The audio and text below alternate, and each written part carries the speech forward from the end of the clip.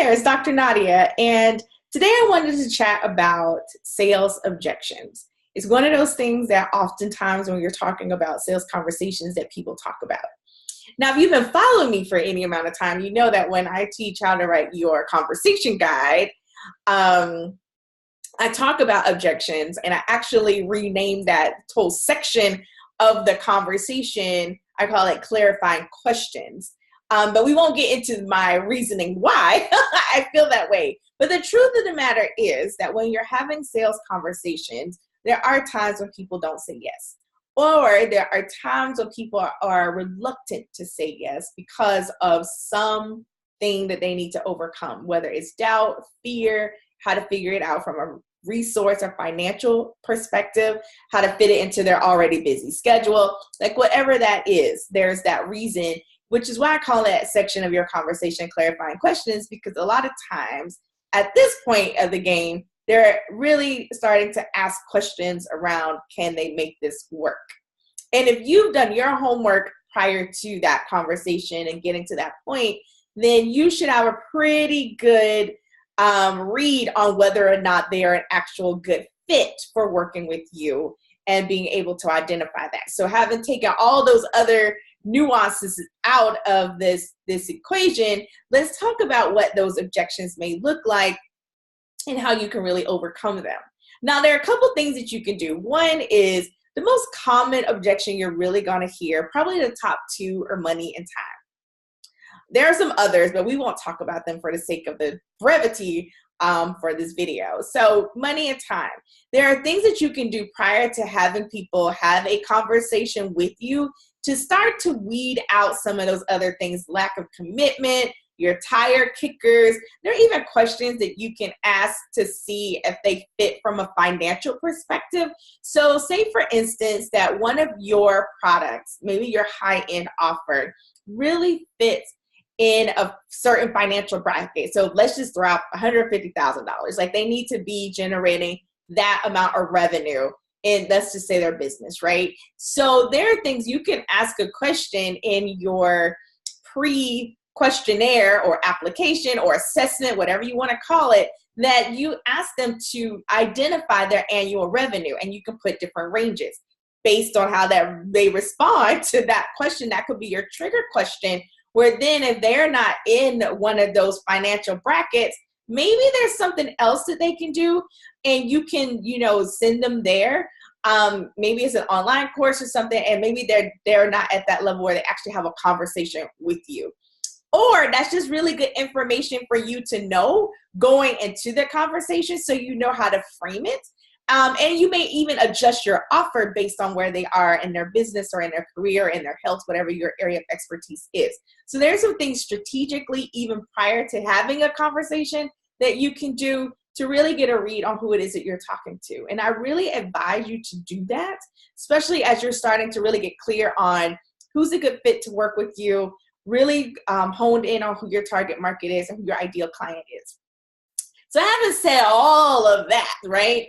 What happens, Dr. Nadia, when I'm in a conversation, I'm really excited about working with someone. I get to that part of the conversation where you're asking those clarifying questions. And this typically happens after you've extended the invitation. So you've made the invitation, you've told them how much the investment is, and now you are at that place where, are they going to move forward or are they not, right? One of the reasons why I actually encourage you to have a courage diary. So if you don't have mine, create your own. And in there, and when you're having your sales conversations, start to track what people are saying, because you'll start to see a trend, right?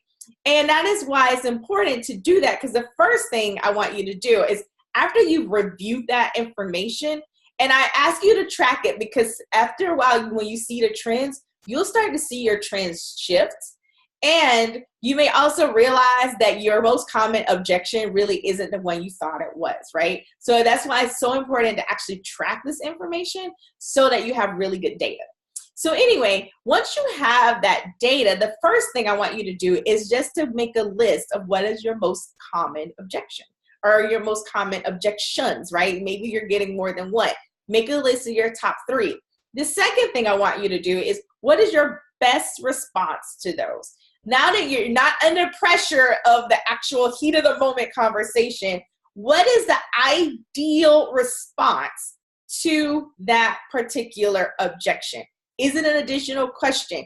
Is it further probing? So one of the things that I often ask if someone has a money objection is, aside from the money, so let's just take the actual investment off the table for a second. We're just going to slide it to the side. Are there any other questions or concerns? Right? So I want to understand all of the questions they may have aside from the money. Another one I may ask, if it's an investment, if it's truly, now that we've identified and it's truly an investment, are you open to brainstorming on how to make it work? Now, those are two that I use in having that conversation. Feel free to use your own. But again, now that you're not in the heat of the moment, what are your ideal responses to that, right? So the second thing is really sitting down and thinking about what are your ideal responses, and do you want to address them after you make the invitation and you share the investment, or do you want to do the third thing that I suggest you do, and that's to actually address them before you extend the invitation. So now that you know what they are, is it investment? Is it time? Is it some other reason why, people, is it fear? Like you're asking people to really do something they're not afraid of? Are you asking people to create new habits? I work with a health coach, and, she's asking me to create new habits and do things that, frankly, I don't want to do, but I want different results in my life. So I have to be willing to do that. And so, but part of that conversation is being clear, like, Nadia, I may ask you to take pictures of what it is that you eat. I don't want to do that, but that's part of the process. Anyway, understanding your process and people's objections and hesitance and resistance is really important, because during your presentation or your conversation, right, you can start to address those. You can share client testimonials. You can talk about how other clients have adjusted or made those shifts, how other clients, Nadia, have gotten over their resistance or whatever and took pictures of their food and shared it, right? So what are those possible objections? What are those possible reasons why people might be resistant?